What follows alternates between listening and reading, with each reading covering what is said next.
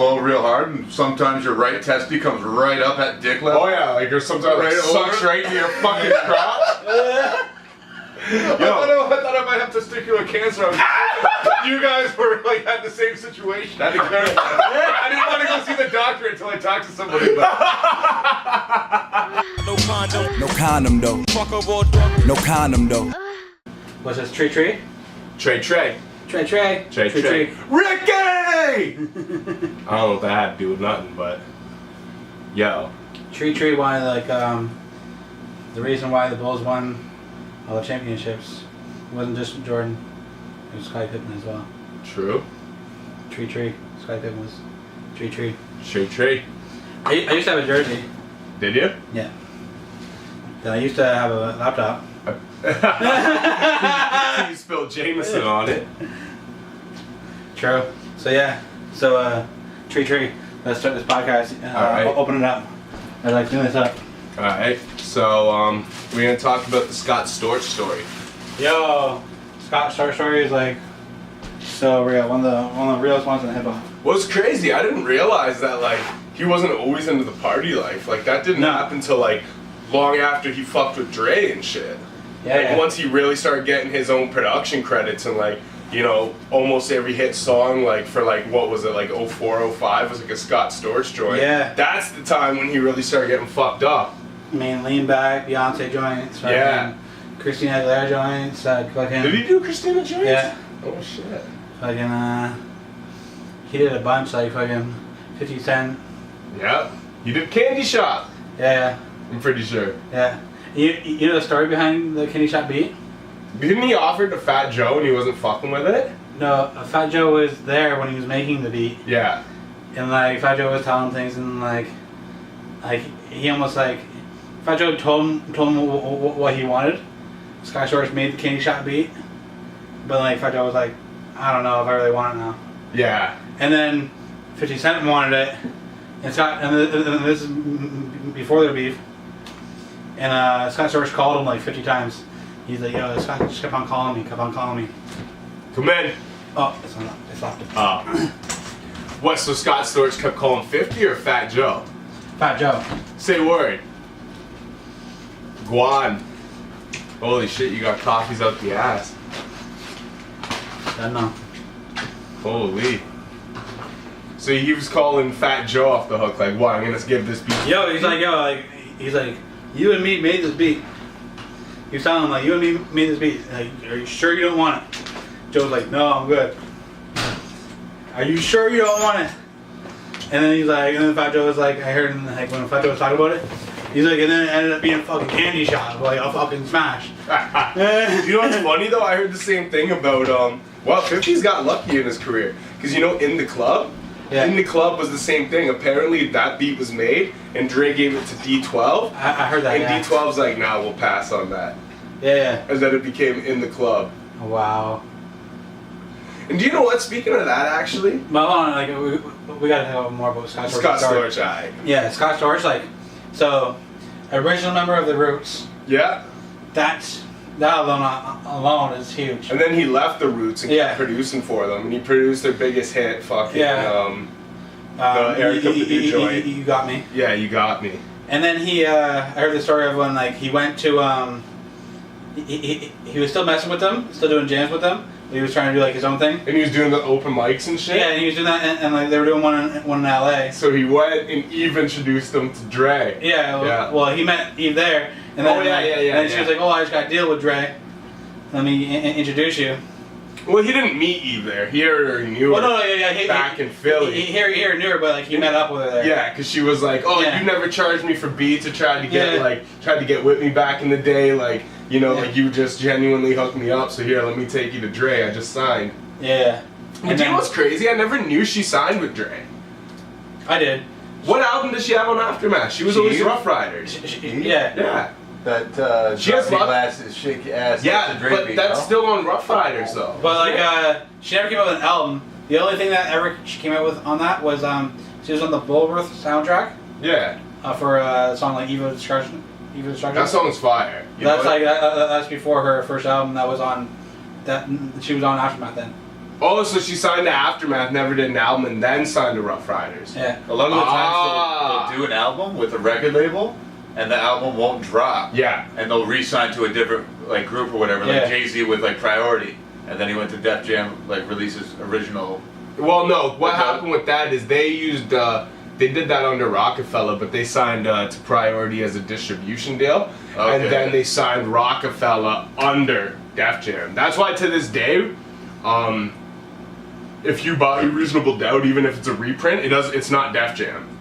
It's Priority. It's still Priority because they Yeah. actually own the distribution rights to that. Okay. So yeah, Scott Shore started out there, and then he met Dre.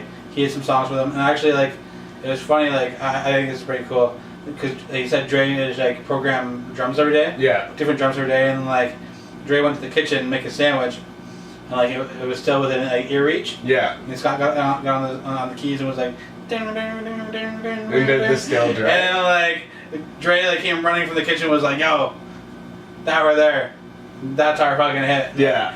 And then like that's a, and then like he went and did his own thing in Miami.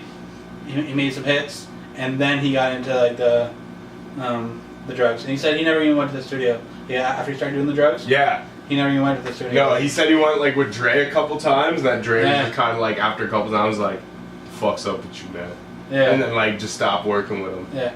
But now And now he's And one thing Yeah, I thought he- was cool too Yeah, is how he said that Fat Joe and Busta were the two people that actually reached out to him when he Yeah. was at his lowest points and tried to like talk to him. that's Because I could see that in both those dudes. Yeah. Like, I heard Busta's kind of a dick, but I bet if he's like, he seems like the type of dude that If if he you're rocks with someone you. he fucks with, that Yeah. like he'll always fuck with you.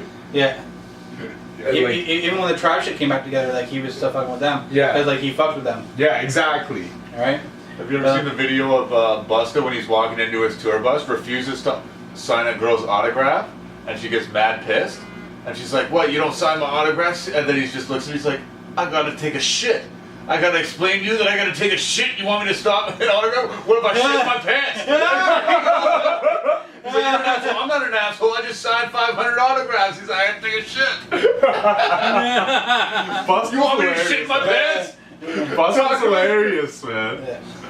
Busta's like, he's like one of those real dudes. Like, Yeah, but see, even people look at him. It's kind of like Jadakiss. When I met Jadakiss, like, I thought he was an asshole. But I think it's just the fact they're like those. They're kind of just real street dudes. You know what I Yeah, mean? yeah. They're just like, you know, they're kind of just like. But you know, if they actually fuck with you, yeah, they fuck with you. they fuck with you. But they're like, yo, look at like when you're just like a fan or somebody. Like most artists should just like take the time to sign the fucking autograph. Like, Yeah. you know, but at the end of the day, it's like, you know, I kind of respect them for that too, because it's like everybody's human. Yeah. You know what I mean? It's like, Everybody yo, has I gotta that take a moment. shit, Duke. Even if he did it The like fuck about my face. when you're Hey, done, yo, with signing you don't know autographs, his day. Yeah. You don't know what he was going through that day. Exactly. You don't know what anyone's ever going through, so like.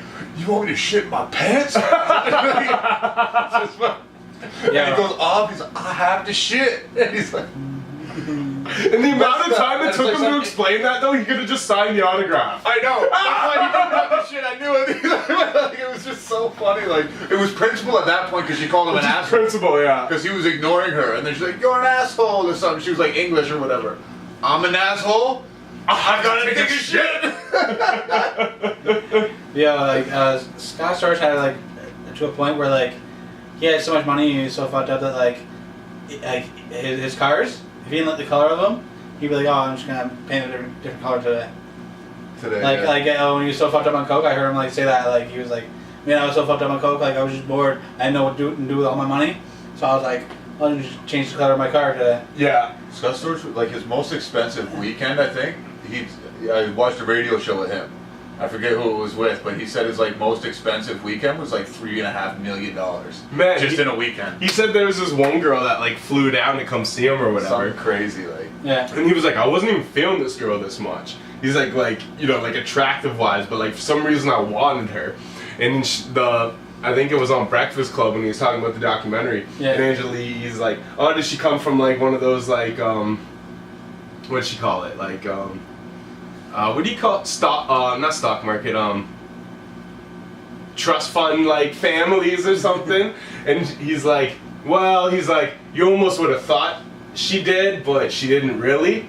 He's like, but like the image that like, you know, Oh, yeah, well, that I had, I almost felt like it. So he's like, I had my whatever size yacht, and when she was coming, I'm like, oh, that ain't big enough. So I made sure and went out and bought a like 30-acre yacht or like something crazy like that was like double the size, like just for when she came. And he's like the amount of money this guy spent just to impress this girl who he wasn't even feeling that much. But like, how can you even drop $3.5 million at a club or some shit? Like, how do you? Yeah. do The that? cocaine probably had a huge thing Just to do buy with the bar, like. buy the bar, Coke for probably everybody. fucking all the coke he bought, fucking. by like he said, like even the thing, like so the amount of money that I spent, if I would have spent all that on drugs, I'd be dead.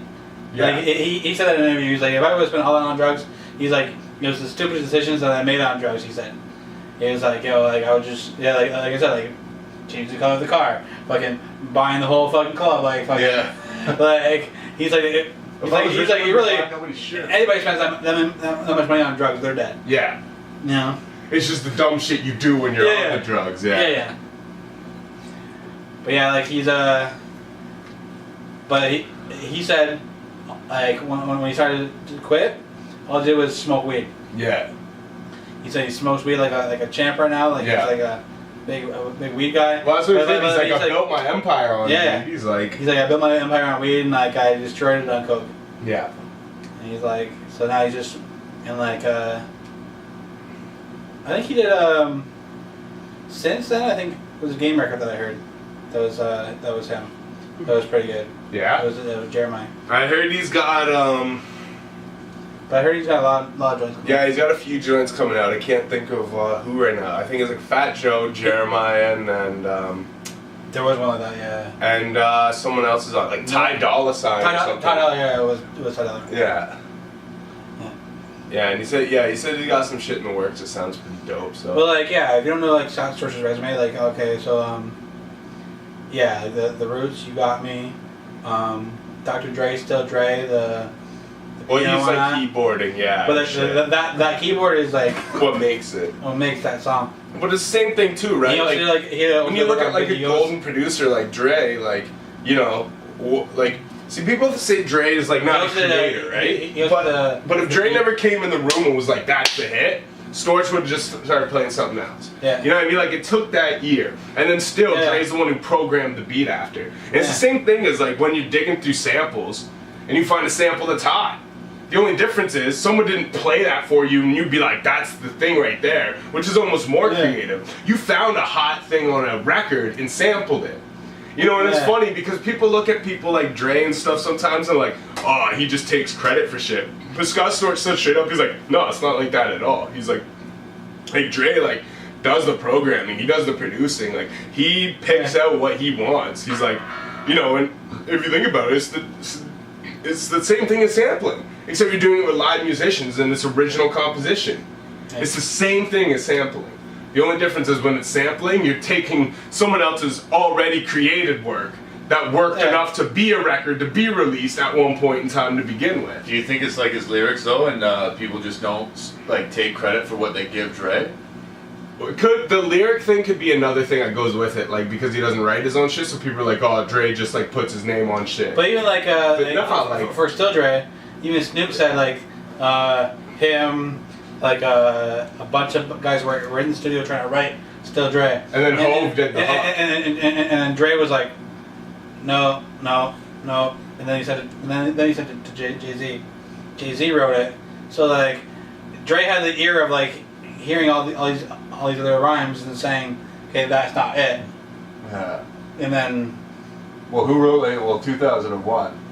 It was written by like Rakim, Eminem, Royce.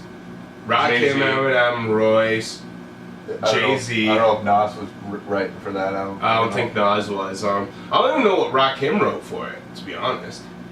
I think Rakim was after that. I don't know.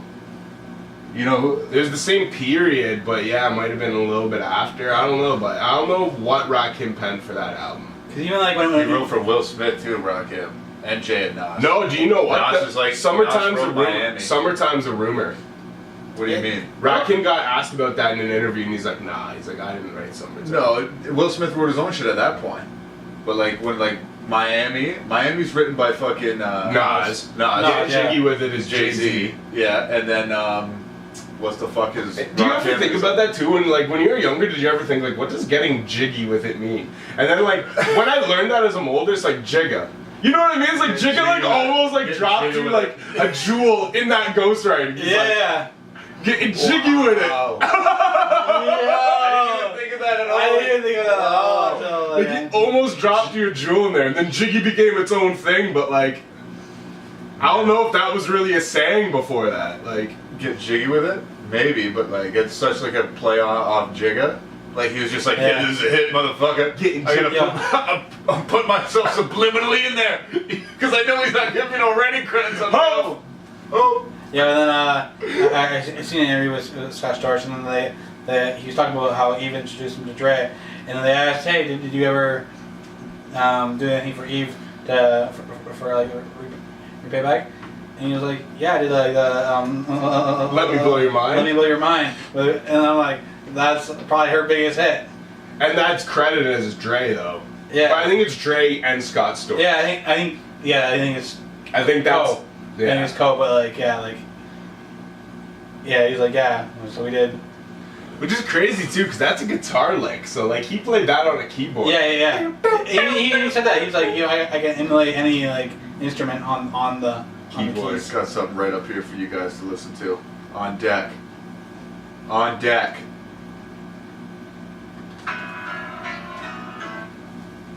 Oh, that's the Make It Rain. Scott Storch just jamming on the piano. Yeah. Hold it. No, I've seen that. We're getting a copyright flag if we play too much of that though. Yeah. No, it's not a recording. It's just a YouTube video. But yeah. It's public information. Yeah, we might still get flagged on that. Is this live? No. But it goes up. It goes up. Simultaneously? Like after you drop it, it just bam. No, it could be edited, but Well then. the footage only goes to 30 minutes and that's where we end. Now you piss Cool. me off. Yeah, well, I don't know. How much time's left? Now I'm gonna piss in your socks. How much time's left? How much more bullshit? We had here? 17 tray. Okay. So yeah. So have you ever sat on your balls? Yo, that On is a the very- worst. On a very hot day, Yeah. that can happen. That can happen. On a very hot day, Yes. it might be able to happen. Yes, it has happened. It's not fun. I've never sat on my balls per se, but I've put my leg over and crossed my leg over, and a sat. ball has come up and got scissored. Oh, like pop through the little Isn't it funny how they do that sometimes? They just kind of like they just like got like a little mind of their own sometimes when they're really saggy. They're just like it's like a fucking it's like a fucking buoy in the fucking it's almost water like, at the beach. You know how it just kind of floats there and shit. It's almost like the testicles lawn sometimes chairs. just like Sometimes while I'm finding the quickest way to escape. I still can't get out. You know how they lift up when you're blowing your load? Yeah. And you blow real hard, and sometimes your right testy comes right up at dick level. Oh yeah, like or sometimes Right it sucks over. right into your fucking crotch. I thought I might have testicular cancer. You guys were like had the same situation. I had to clarify. I didn't want to go see the doctor until I talked to somebody about Yo, do you know what's funny? Oh, shit. I told my girl this. Yeah, I mentioned that. We might have talked about this on the podcast before, but I gotta bring it up again because it's the same type of topic. When I have to shave my nuts, I literally have to jerk off before I do it. Yeah, we talked about this. But you can't like come because then they go back down. So you gotta like No, bro, get to here's that the trick. perfect spot where they shrivel up, but don't come back down and then buzz all that fucking excess hair. Yeah, we've been through this. You're sitting there jerking off, bro. All you gotta do is turn the shower to cold and stand there for a while. I know I just bust a load.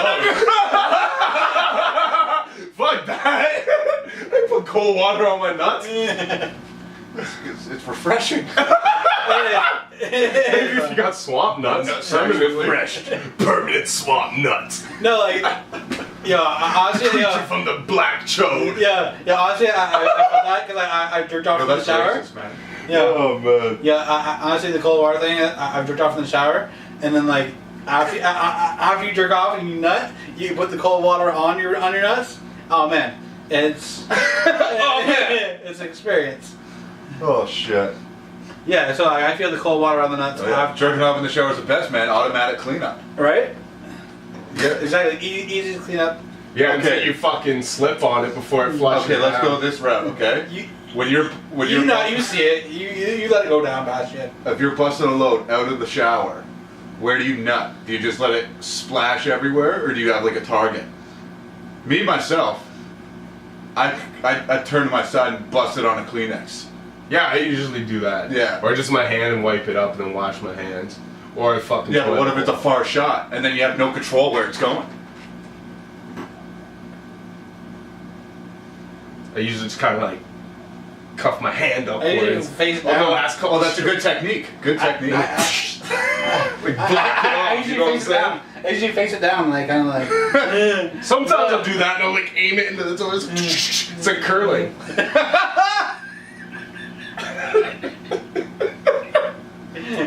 Yo, in the shower though, like it's easy to like just like. You have to have the one leg up. I got better one. You have to have one leg. What the fuck, Eddie? Jerking off in the shower, you have to have one leg up, so like you're What are you, a dog in a fire hydrant? What? You should have in the shower like this? You're such a- No, like I have one leg up, and I'm just like, yeah. Get the leverage in. You gotta get the angle right in the shower. Yeah, exactly. You're fucking weird, man. You should have one leg up.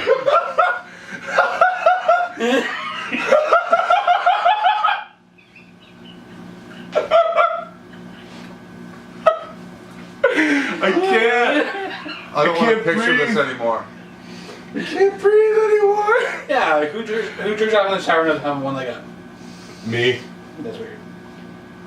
Me. That's why I hate this little shower. Are you ever so determined to get a nut out of you or you're jerking off that you flex like every muscle in your body? Yo, this is all gonna be edited out. This is way too. Let's listen to this hip hop podcast. I didn't even know I had abs. I think my butt cheeks are gonna be like this. Yeah. That's definitely the culture crowd. I get a shit. I can't bend my legs anymore. What the fuck? Charlie horse. My foot's all cracked. Why is my jaw dislocated? I've been jerking off way too hard. I thought everybody would put their leg up in the shower, like when they do it. Like, Nobody I know puts their leg up in the shower. And that was the thing. Like I put my leg up, like Captain Morgan jerking off in your yeah, that's how I do it. I'm pissed off because at this house there's like a little fucking shower and like I can't even put my leg up nowhere. That's why I don't even jerk off in my shower over here. I go so small. I'm like fuck. I need to You put jerk off into the toilet. Yeah. toilet. You ever busted a toilet? Oh yeah. You know when it goes in the That's bowl? the curling. Yeah, but you know when it goes That's where like, the curling comes from. on the side of the bowl and then you flush and the water doesn't catch it? You gotta go in there with the toilet paper. Toilet paper. You don't want anybody to notice you're jerking off into a toilet and you're a fucking freak show? It's disgusting.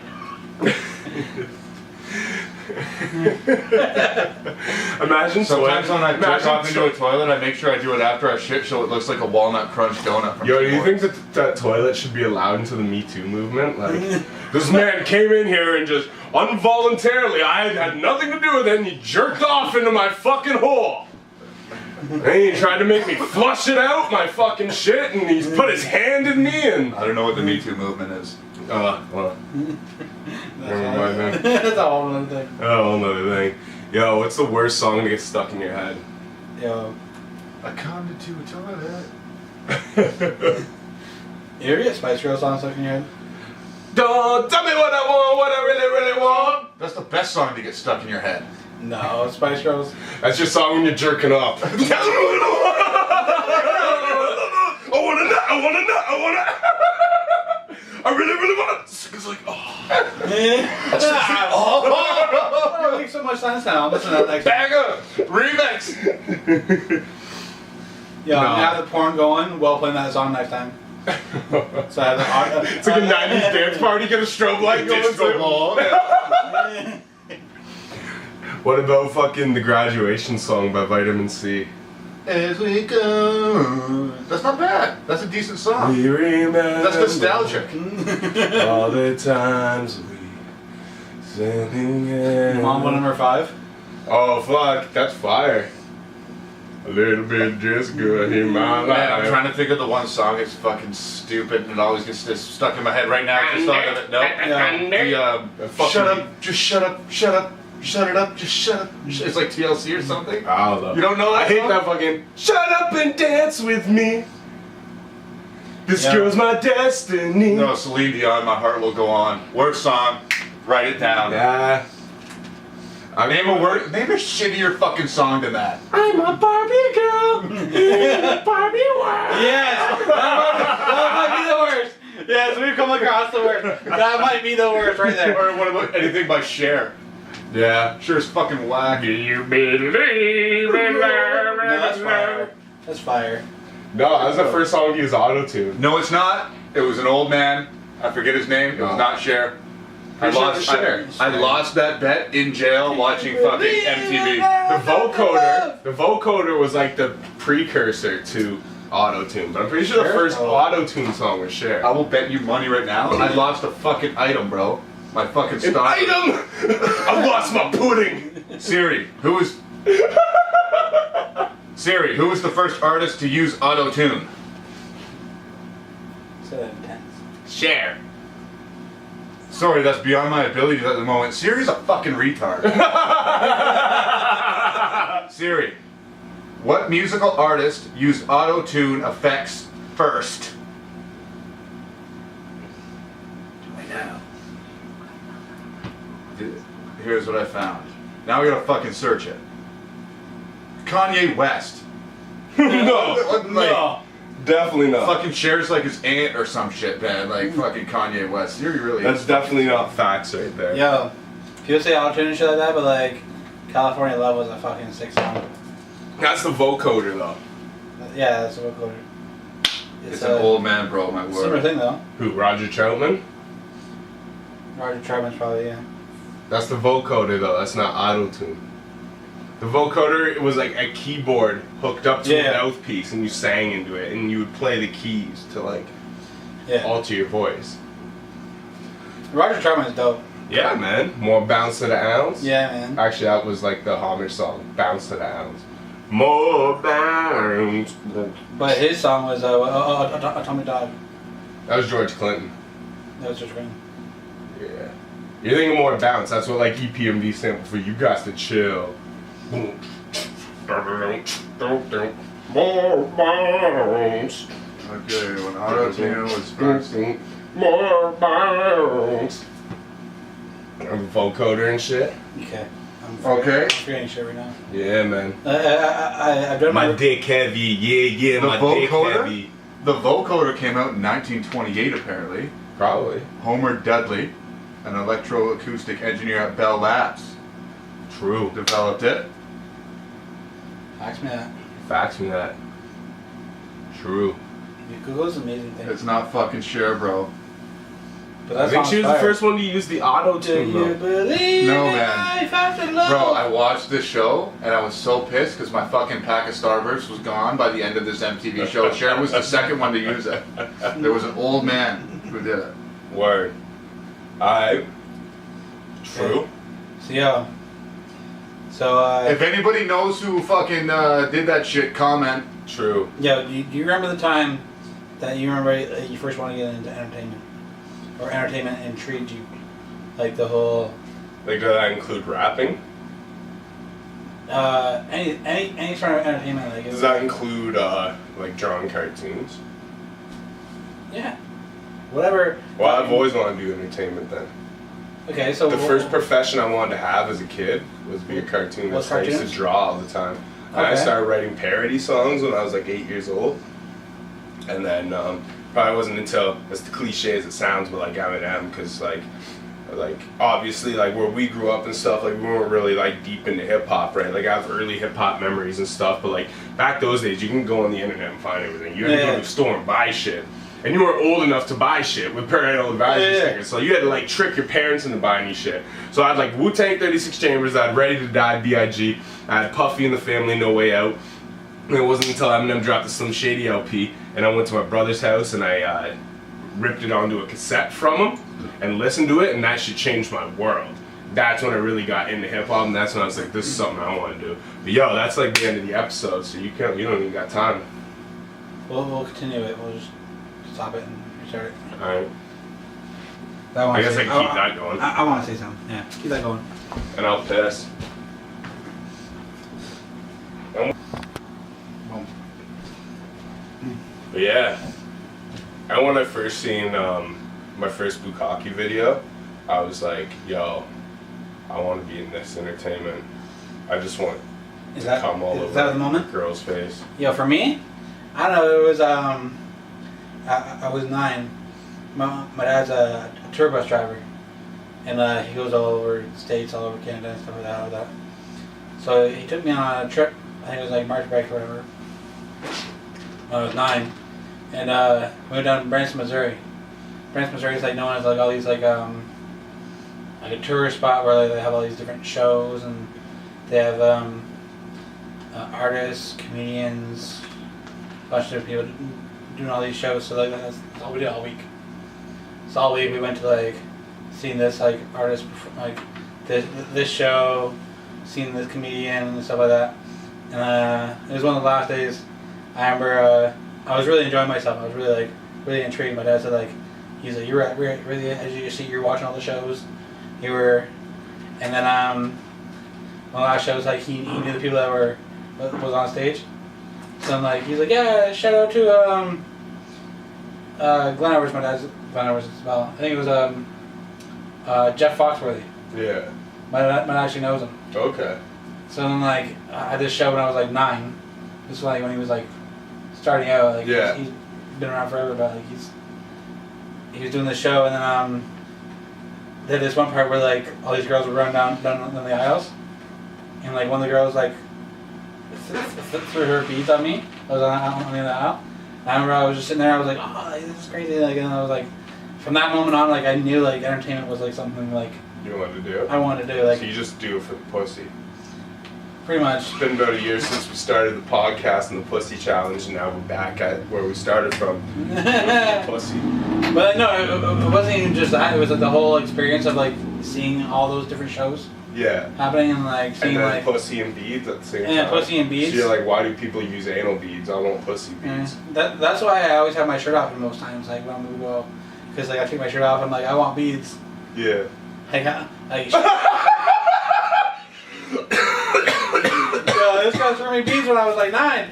Yo, fam, all you gotta do is go to Pride in Toronto every year when it happens with the shirt off, and you'll get beads, homie. Yeah. On that note, we're saying pause, and we're saying Pause peace. also is a peace sign. So peace and fuck you. It's been a while since I showed you my dick, anyways. Cut that out. Do you have ultra zoom on that, Eddie? You're gonna need that. Facts So me we that. here now?